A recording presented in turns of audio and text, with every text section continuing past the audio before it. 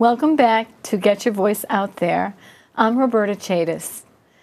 Today we have an incredibly special show with Jeff Hoffman. Jeff is the producer and director of 4 Million Bullets, and you're with squashhouse.net. So Jeff, welcome. Thank you. Thank you. Nice to see you.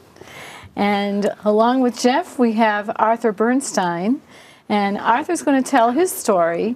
But we're very, very pleased and honored to have you. You were the senior officer on the boat, Ulua.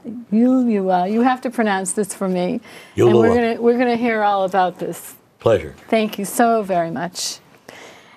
And what we're going to do today is we're going to tell an international story. And this is what's led up to the War for Independence, including the Aliyah Bet, which is an illegal immigration. And this is also a story about the birth of Israel. It's an authentic story, a very authentic story by first-hand participants, just like you, Arthur Bernstein. And you were a sailor on the illegal ship. Go ahead, you can tell me. Ulua. And now we're going to show a little video that gives you an idea of what's going on with this important documentary that Jeff is producing. So let's roll that video right now.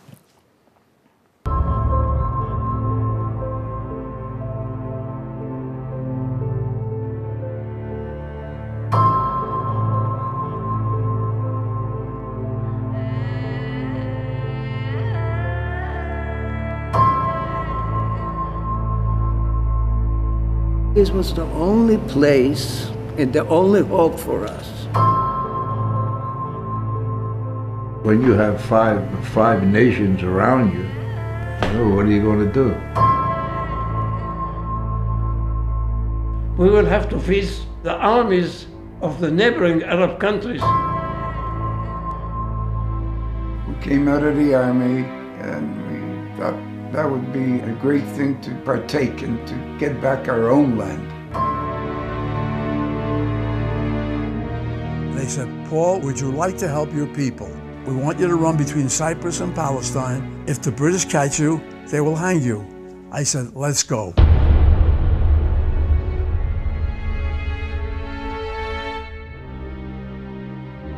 David Ben-Gurion had contacted Sonneborn and said that we need the help of American leaders.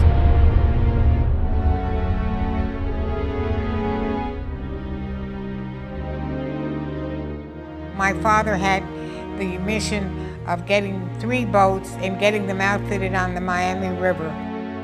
We outfitted the ship to house 1,500 people. And it was very small to be going across the ocean. The English had people trying to stop us all the way. A significant amount of TNT had been stored on a dock on the Upper West Side, and it had exploded, taking out the pier. It was a lot of cloak and dagger, but it was all to do with Israel. It wasn't anything subversive that would harm the country.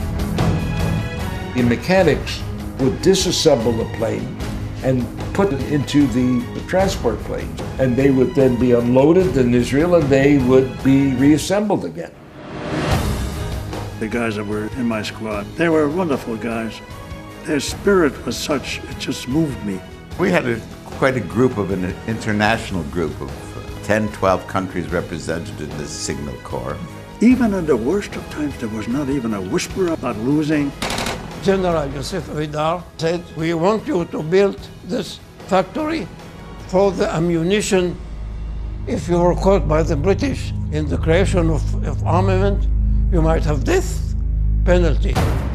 We kept them one last word for ourselves because we said they'll never take us alive. It takes cataclysm to move people where there is no choice, where your back's against the wall. You fight, all for one, or you all die together.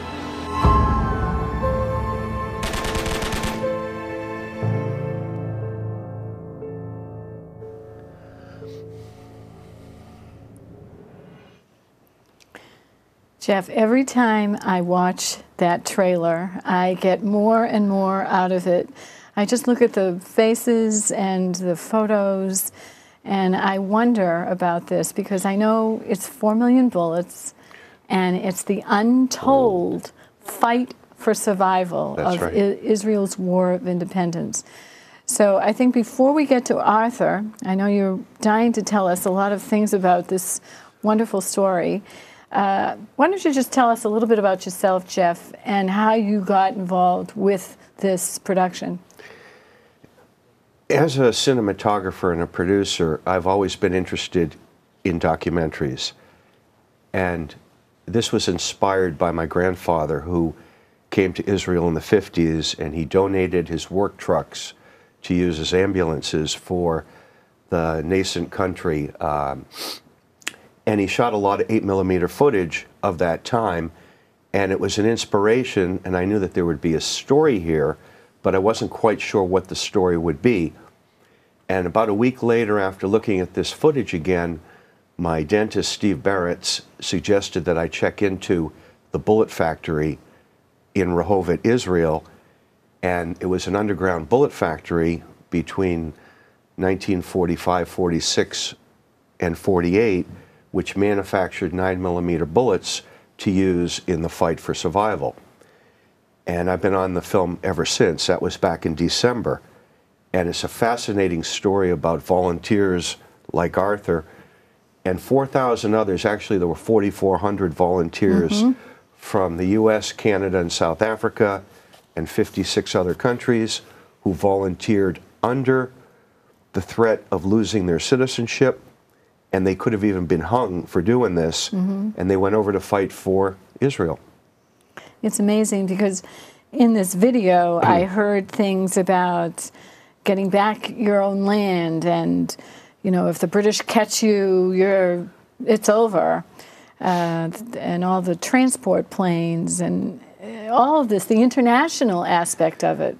It was worldwide, gathering ships, arms, just a total effort in the United States and Canada underneath the War Act, which was illegal, to be able to supply the fighters in Palestine. And the reason this happened was there was an embargo on helping foreign countries, and the Palestinian Jews were prepared to fight 5 Arab countries who were going to push them into the sea. So this was an effort in North America and South Africa to counter that. Absolutely. And now the next question, of course, is how did the two of you meet? Arthur Bernstein, you're on. Somebody had called my attention to a fellow who was doing some research, and I called to check out his sources, and I was interested in researching the same subject also, namely where the money had come from to purchase ships in this country. And from that, things just snowballed. Really? And you live locally, so that was a blessing right there. And what was the first conversations you started to have with each other? Well, let me say this. In the research, we were looking for volunteers that we could interview. And obviously, they wouldn't be young. They'd be in their late 80s and early 90s. Right. So through the Montreal Jewish community and the Jewish war veterans of the U.S., we located volunteers throughout North America, and we've been interviewing them since December. We have approximately 40-some interviews right now. And Arthur is one of the people that we interviewed for the project. Fascinating, fascinating. So this is a lot of work, Jeff. It's a lot of research. A lot of research. But when we meet somebody, they say, well, why don't you talk to this person and this person? And it's just kind of gone through. It's incredible how much support we've received. And I want to mention Canada because a lot of the volunteers came from Canada. And so we've got the United States, Canada, and South Africans involved in this. And just before we get into some beautiful pictures that we have, and Arthur's going to talk about those pictures, I was wondering the whole concept of why people survive and why people don't survive in situations like that. And the inspiration was, why did some people fight and why did they not? And this is post-Holocaust. And really, the only place to go in the world for Jews, because immigration was cut off throughout North America, and they wanted to leave Europe, was Palestine. And we were told by almost every single volunteer, Ein Brera, there was no alternative. They either had to win or get wiped into the sea. So that was the special thing that drove every single volunteer, that they absolutely had to win. At the end of the day, an Egyptian soldier could go back to Egypt, but where were the refugees going to go? They had to win, or that was it. Takes a lot of strength to do that, boy. A lot of chutzpah. So let's pull up picture number 1. And Arthur, why don't you tell us about this beautiful photo? This picture was taken when we were on R&R. We had already completed our voyage, been captured by the British, managed to escape from capture from the British, and we're on R&R, and that features the third engineer and the skipper, Captain Godhild, in the right-hand position up top. His sister and another lady that accompanied us. These were all people that were members of the underground organization which we were affiliated. That's myself in the bottom right-hand corner. I don't know where that hair came from. I was wondering that myself, but it looks pretty good, Arthur. So let's look at picture number 2. Looks like you're on the spot here. I was on the spot. This is in my present residence. It was taken when I was being interviewed at Brooksby Village. I guess I wasn't happy. You were waiting to go on. You looked like you were thinking pretty hard there. And back to another picture, number 3. I love this picture. This was in a little town north of Haifa. We were waiting in the bus stop, and the skipper's sister, one of the young women that accompanied us, and myself leaning back with my hair combed. Yes. Looking very dapper, I might add. Very nice. It's very interesting to see how things were in those days. That was, 1947, spring. There we go. And Show the ship. It will be, yeah. Yes. We have all of these wonderful pictures. Picture number 4 is next. And this has a little story to tell, right? This is the Al-Asaraf crew. Our ship had a normal Latin name, the Allure, previously, but once we decided that we're going to cross the British line, we changed the name of the vessel, and the vessels were given names that were of historical significance, and it meant a great deal to the organization because Chaim Al-Asaraf, after which our ship was named, was a hero who had fell in the cause of Jewish freedom, and we commemorated his name by using it on our ship. Excellent, excellent. Something that should be brought up, too, is that the British blockaded all refugee ships going into Palestine. So all of the volunteers and the 66 ships had to maneuver their way through the blockade.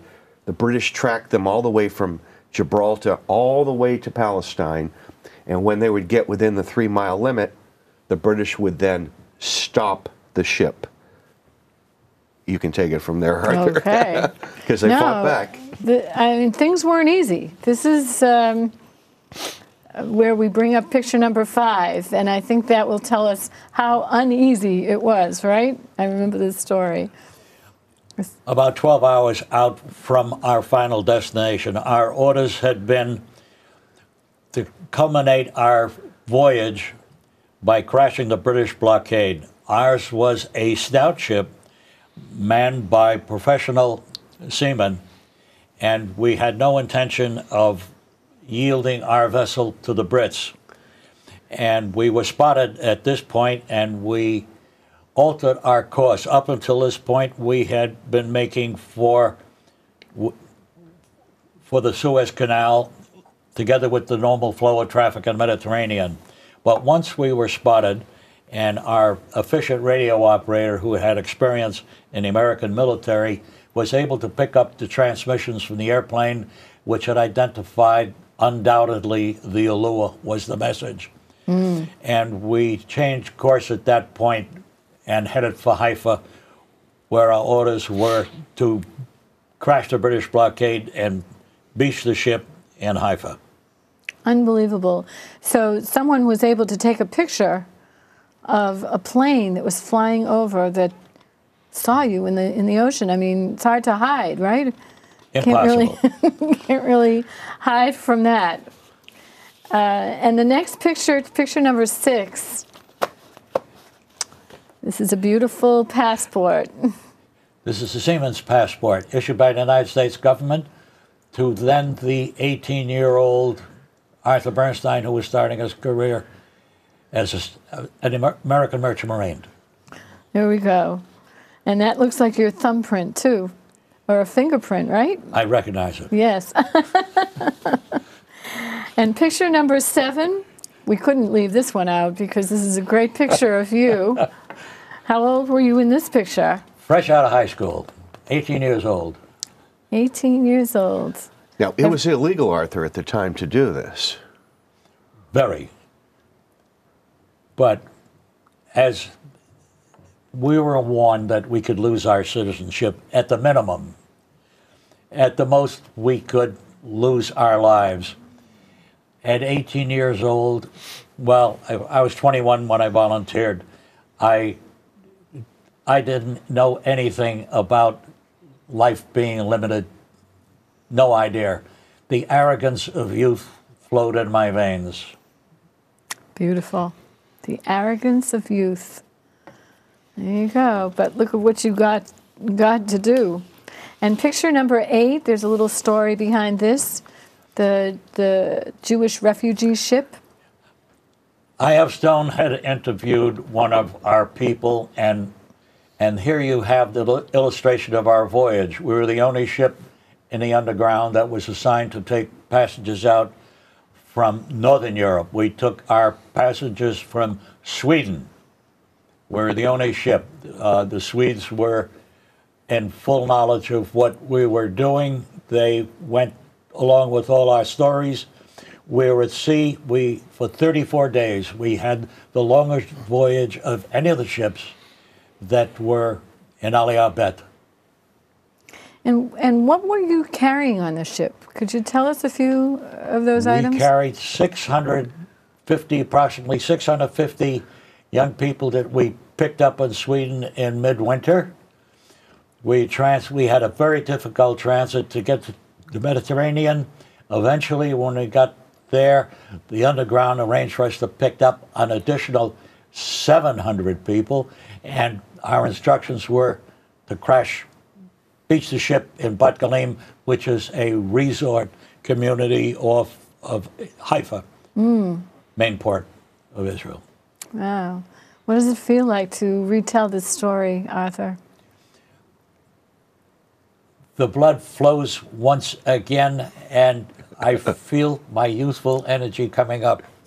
Oh, that's so nice. I'm just enjoying watching you tell this story. I can see in your face your emotion, and I'm feeling like I'm a part of the history right now. And I think I better bring up the last picture, because we're all going to cry. But the last picture is picture number 9. And this is the famous boat, the famous ship. It is, you people realize that these ships we refer to as her, and we love our ships. I don't see a ship with warts and with shipping paint. I see a beautiful woman. She was 190 feet long, not very big.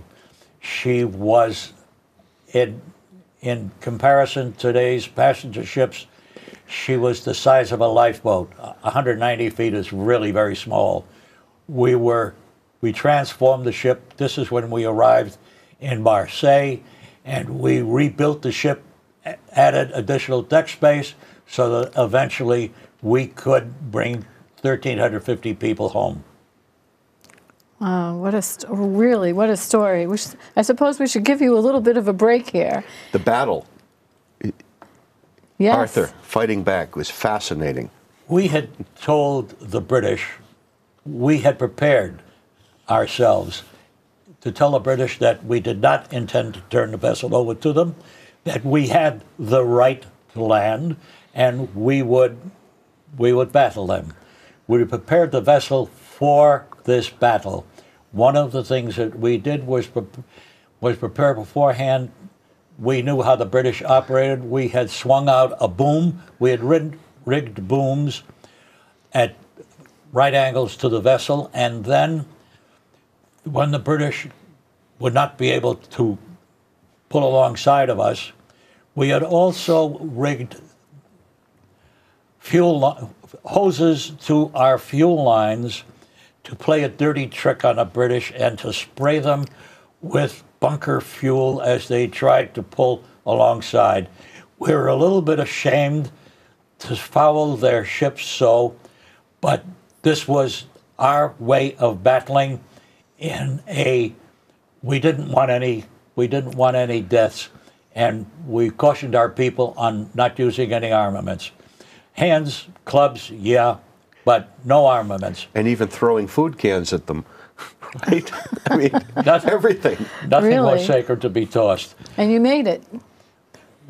We beached it. The British were not able to stop us. We were a sound vessel. We outran some of their boarding ships. They had to use destroyers, faster vessels to board us. They couldn't keep up with it. We also were not afraid to ram their vessels. Our ship was built much more stoutly to survive the winters in Alaska, and compared to the thin steel that these ships that served in the Mediterranean, a matter of fact, we believe that we hold a couple of the vessels when they tried to stop us, but we effectively ran the ship aground per orders. Unbelievable. Jeff, I totally get the passion for telling this story. And I'm going to let you rest for just a moment, Arthur. I'm sure we'll be right back to you with some questions. But what does it take for you to put a story like this together, the work that's involved? Our audience needs to know. It's a crew, a real small crew. We've been in Montreal and Marblehead, and in Montreal, our interviewer, Divi Arenheim, whose cousin actually bought the Exodus, she's our interviewer and speaks Hebrew and French. And then we travel and we meet people like Arthur, and we interview them. And we have an editor in Boston who edited the trailer. And we're working towards making this into a 90-minute docudrama. We're about halfway through shooting. We were in June in Berlin, the Czech Republic, and Israel. And we continue to work, and I'll be in Israel next week, picking up on it.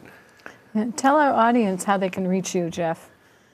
Through our website, www.squashhouse.net/4millionbullets, or the phone number 310-779-1887. And they can write to you directly? Write to us directly, give me a call. That's actually what happened with Arthur. He called me on the phone one day, and we spoke for a good 2 hours, and I thought, better interview him quick. So we drove to Peabody and worked with Arthur. And I think that's the beauty of what I'm hearing here is the awareness. The awareness of the story, the fact that this is an important story to tell now. You can't wait. People need to be interviewed, and we want to get the authentic story. I'm sure you are just really And the unique thing about this project is there are other films that have been made over the last 20 years on the Air Force and the Machal and the Alyabet, but there's never been a complete story told of why this happened. And it really happened in the 1940s when Ben Gurion and Golda Meir came to the U.S. and they said, you know, we're going to have a country in 5 or 6 years, but we're not prepared to defend it. And that's where our story takes off. And then it encompasses the Air Force, the Navy, the Army, the 4,400 volunteers like Arthur. And then we tell the story of them fighting, and they, all the way through to the armistice in 1949. Well, I know that you're working very hard, and I am so pleased that we were able to get the story out so that other people understand what this was all about and why it's so important.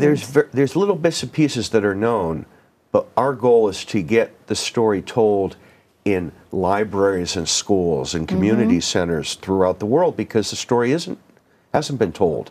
And with our participants being at the age they are, this is kind of a last chance to leave their legacy.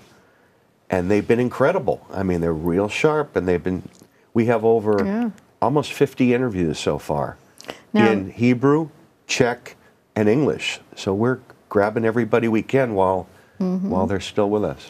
And not to embarrass you, Arthur, but how young are you? 91. 91. 91, and telling a story that really might not have been told. Right. Honestly, the inside story. And the reason was, it was illegal to do it, and people forgot, and now they're recounting it. It's beautiful. And I also want you to mention your crowdfunding aspect. A project like this has been self-funded up to now. We're with the crowdfunding site. We're actually with the International Documentary Association as a nonprofit here in the U.S., and then Jewish Philanthropies in Montreal, and then juicer.org, which is the crowdfunding site. Because in order to complete a project like this, we just keep going. Absolutely. We're cobbling and it together. You'll get there, Jeff. Absolutely. And I'm just pleased that we were able to get an idea of what was going on behind the scenes. Got to meet you, Arthur Bernstein, and I'm sure I'm going to see you around town. So it's very much of a pleasure to have you on the show. And Jeff, always a pleasure. It is, Roberta. I can't wait to see the finished product, and we can all remember this moment sitting here. So I'm Roberta Chadis. This is Get Your Voice Out There, and we'll see you soon.